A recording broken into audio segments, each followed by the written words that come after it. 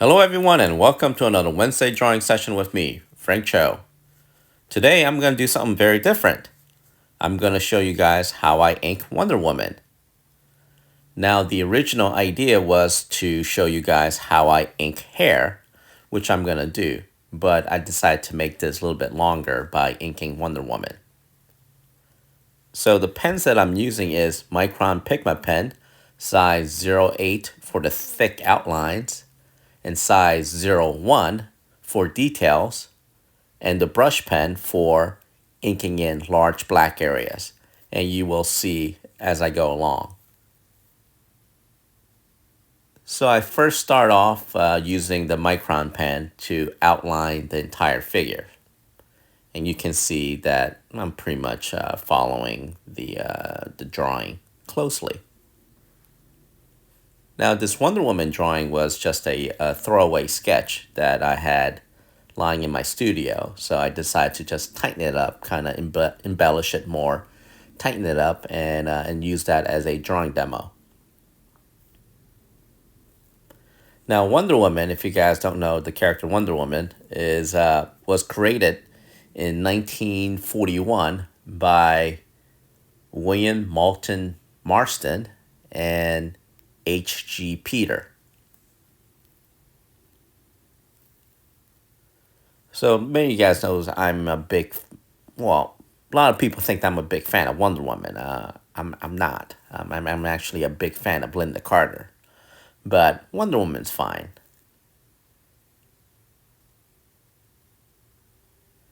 So Linda Carter is, for all of you guys who've been following my career for a while, Linda Carter is basically the mental template that I have in my mind when I draw women.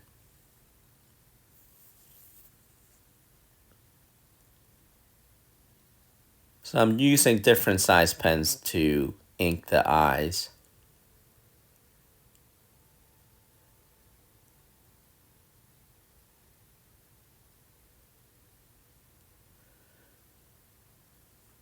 So I don't know why I've always start with the eyes. Once I get the eyes down, then everything just kind of follows.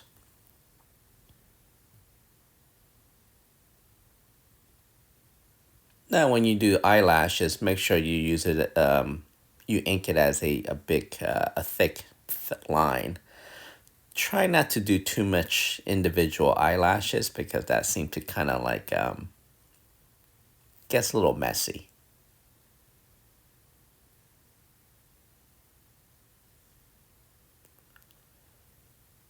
Now, Wonder Woman was created in 1941, and it has a kind of a weird background history.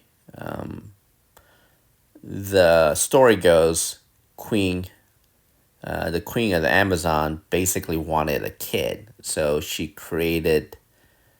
made a baby out of clay, and then the Greek gods kind of gave life to this lump of clay, and she basically, this little baby grew up to be Wonder Woman. And then later on, they kind of like got rid of that storyline and basically had rewrote it where the queen of the Amazon spent the night with Zeus and basically made Wonder Woman half god, basically. So they basically wrote it into the storyline that Zeus is Wonder Woman's biological father. That's why she's so powerful and all that. Which, to me, that makes a more sense and a more believable origin, than Queen of the Amazon being lonely, decided to make a baby out of clay. I mean, that's, I know it's comic book and I know it's all fiction, but I thought, Zeus fathering a baby is more, to me anyway, believable than the Queen of the Amazon making a baby out of clay. Yeah, just like Gumby. Yeah, Wonder Woman's just like Gumby. She's made out of clay.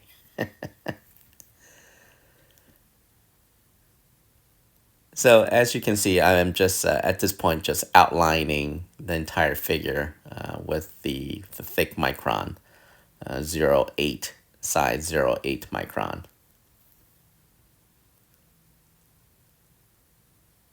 And I'm going over the hands.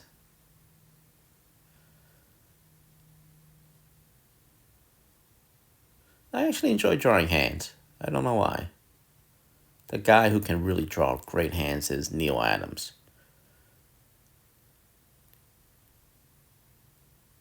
And another guy who does really expressive hands is um God, what is that guy's name? Albert Dorn. Albert Dorn does really expressive cartoony hands.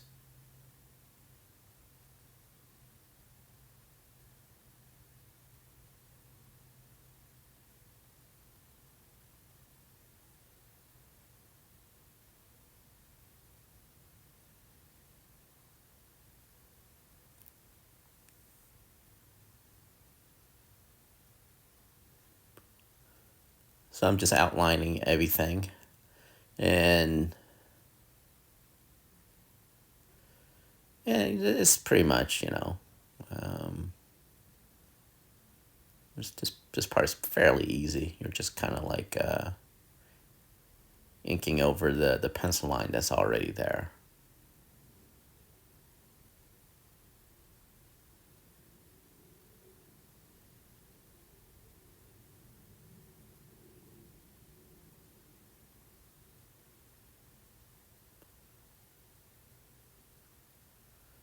So once I have the outline down, I'm going in with the thick brush pen and just start layering laying down the thick lines, the thick shadows.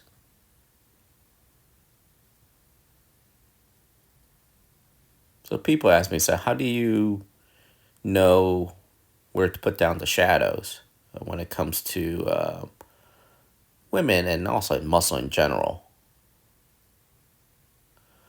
The thing that I use is a bunch of bodybuilding magazines, and I often look at bodybuilders, like women bodybuilders and male bodybuilders when I need a reference for superheroes that are wearing black costumes. It's because the bodybuilders often really putting tanning color on themselves. They don't really tan much. They actually add tanning colors, basically airbrush colors, dyes onto their skin to make it look darker. So I often use bodybuilders to see how the light reflects off a very skin tight muscle.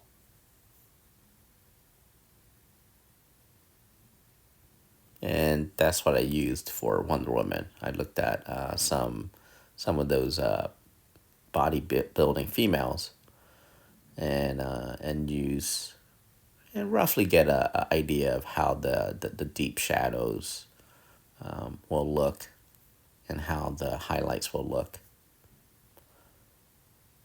Well, the problem with the female bodybuilders is they don't really have breasts, so you kind of have to figure it out. You have to tweak it a bit. But the waist and the stomach and the size, the intercostal muscles and the obliques, you can pretty much get a fairly accurate reference for it. So I'm going in and just kind of feathering in the little details.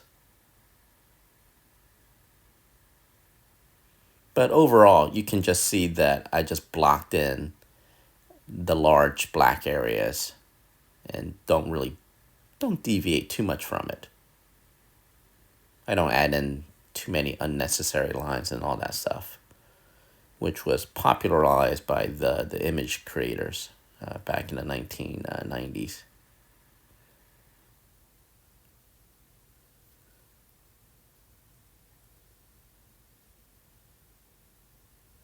Yeah, so the thing about inking is you have to figure out Do you want to go like really crazy with the cross hatching, or do you want to just keep it simple?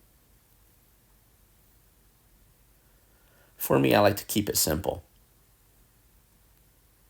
Simple and clean. I like clean lines. So a lot of people think that I often ink with a brush because they see a very organic, thick tapered lines around my figure work. And you will see that I don't use a brush to ink the figures. I use just a regular micron pen and just go over it, go over the lines a few times to thicken it up. Having a very strong, bold outline of a figure, that was inspired by Alphonse Musha. Musha. So Musha was the basically this great artist from the 19th century and early 20th century, and he is the basically the one of the pioneers of the Art Nouveau movement.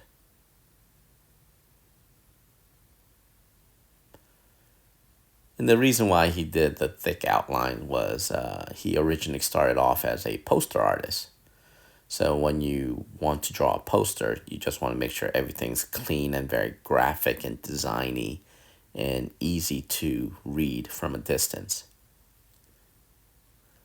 So he often drew his figure work with bold outlines. And with that in mind, that's what I often do when I draw comic book covers. I often kind of outline the main figures in this bold, thick outline.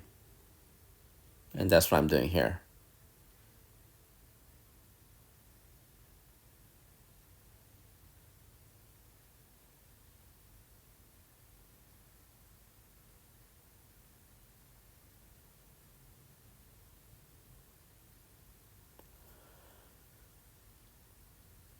So this is a little awkward because I've actually taped down the drawing board or the paper, the Strathmore bristle board, onto the drawing desk, and the camera is pointed downward. So everything is locked in place. Everything is stationary. I can't move the paper and I can't move the camera. But usually when I'm drawing, I often basically rotate the paper around like crazy to get that right angle to ink or draw. And so me inking with the paper taped down is actually kind of tricky.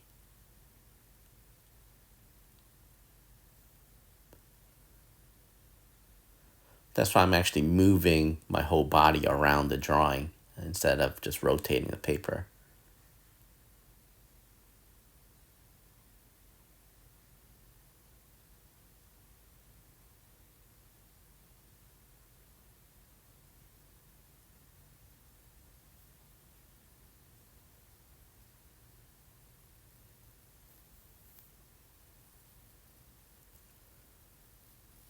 All right, now once I got the outline down, I break out my brush pen, micron brush pen.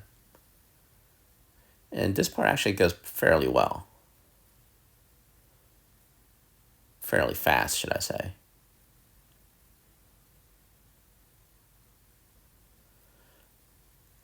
So you're gonna ask, where do I put the highlights? So you put the highlights where there's a bend in the hair, or the bend on the surface. So that's the general rule of thumb.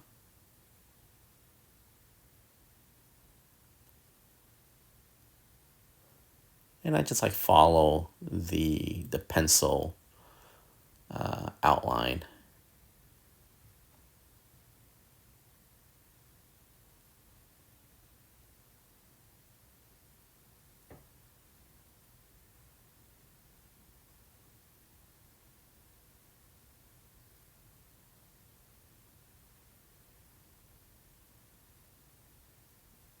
Just adding the ink line on the top of her head. And then just you make sure you kind of like don't ink the top of the head. That's where the highlight is. And as you're tapering down, be mindful of the bends in the hair strands. Now you don't want to do individual hair strands. Just kind of just keep in mind. Just treat it as a clump. If you're trying to do individual hair strands, it's going to drive you crazy.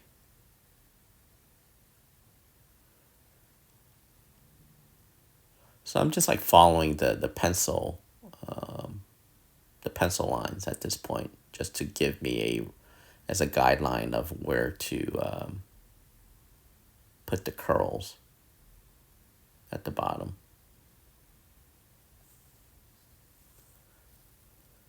So yeah, so inking hair is actually fairly fast and easy. Now once I have the big black areas laid down, then I go in with my micron 0.5 and 0.1, mainly 0.1, and just kind of like add in the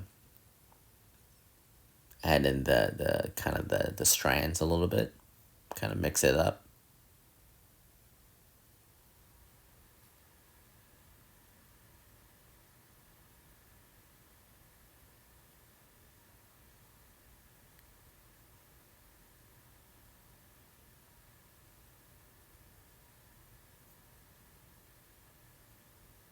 So yeah, there I am kind of like reinforcing the lines and adding some strands, kind of loose strands. Just give it that more organic look.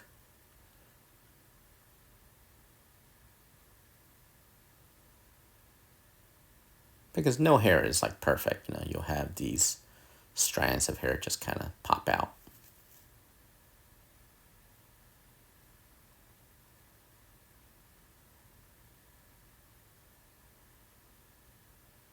Just adding the shadow under her chin a little bit.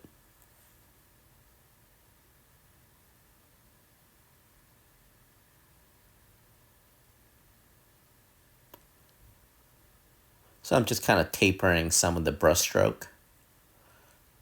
Just kind of like because the ink brush is kind of thick at times. So the problem with the Micron brush pen is like it's actually a fantastic brush pen, but after a while you'll lose that point, so everything just comes out kind of blunted. So that's why I go in with the regular ink pen and just kind of sharpen it up a bit, giving it a taper at the end.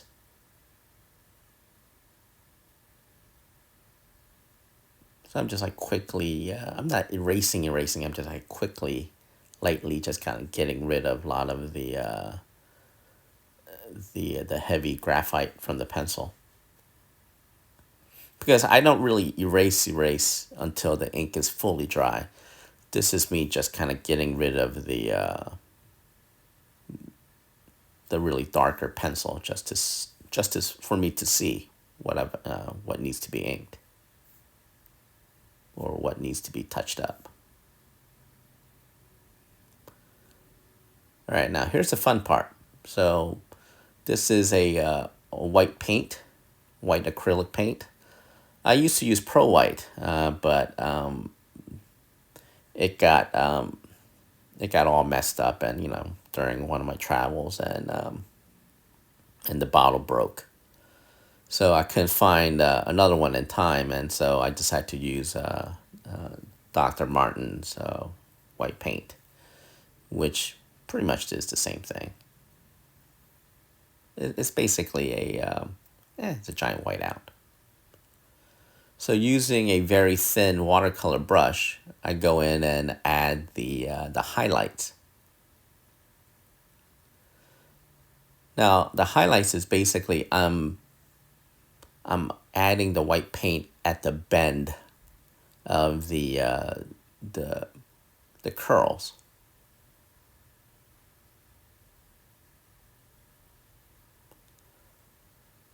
So that just give it the three-dimensional look of the hair.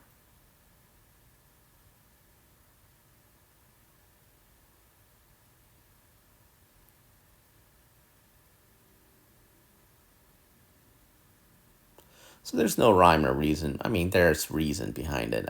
It's just that if that large black mass area needed some highlight, I'll just go in and add the highlight at the bend of the hair strand.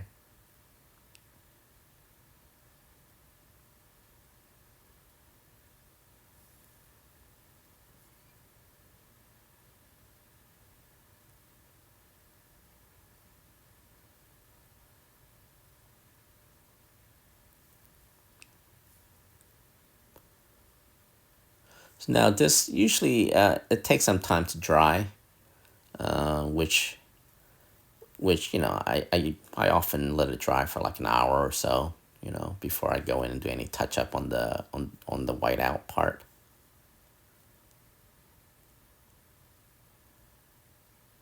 So I'm adding the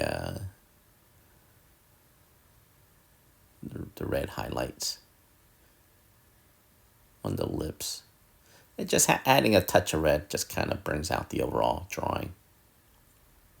Oh, before I forget, this drawing will be up for auction. You can buy this drawing on Nerdcrawler, which I will which I will post very soon once I finish this video. So if you want to buy this Wonder Woman drawing, you can buy it on Nerdcrawler, or bid on it anyway. Now, so I'm going in with this with the ink pen, and just kind of like tapering the white lines a little bit, because it was a little kind of thick.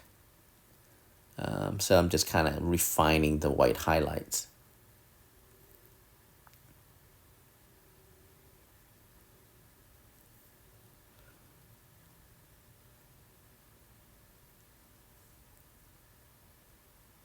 So yeah, I mean that's it. That's all it is when it comes to inking hair.